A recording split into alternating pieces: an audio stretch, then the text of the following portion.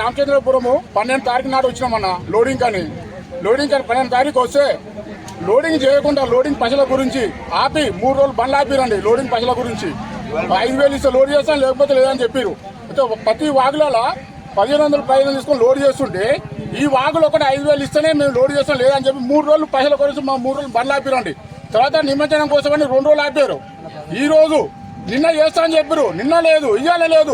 రోజు 12-2 గంటల దాకా ఒక్కొక్క డ్రైవరు నిద్ర కాస్తున్నాం. 10 బండ్ల కుక్కలం కూర్చొని దొంగల కోసం మేము నిద్ర కాసి ఉంటున్నామండి.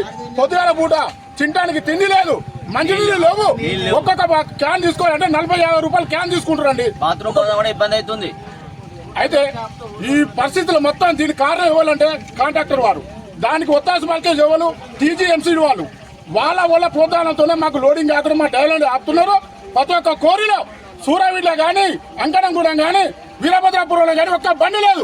12 తారీఖు వచ్చిన బండ్లు ఒక్కొక్క బండి 2 ట్రిప్లు వేసుకుంటే వాళ్ళు లోడ్ చేసి వాళ్ళు వెళ్ళిపోతారు. డ్రైవర్లు పండుగ ముంట వినాయక చవితి పండుగ ముంగట పిల్లలు వదిలిపెట్టి 6 రోజులు 7 రోజులు అండి ఇక్కడ మేము కూర్చొని మా బాధలో ఎవరు గమనిస్తాడు.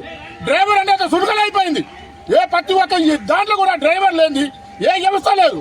కానీ ఈ కోరిన మాత్రం ఇంత ఘోరంగా దారుణంగా మాత్రం మమ్మల్ని ఇబ్బందులు పెట్టి కాంట్రాక్టర్ మాత్రం ఏం బాగుపడడు.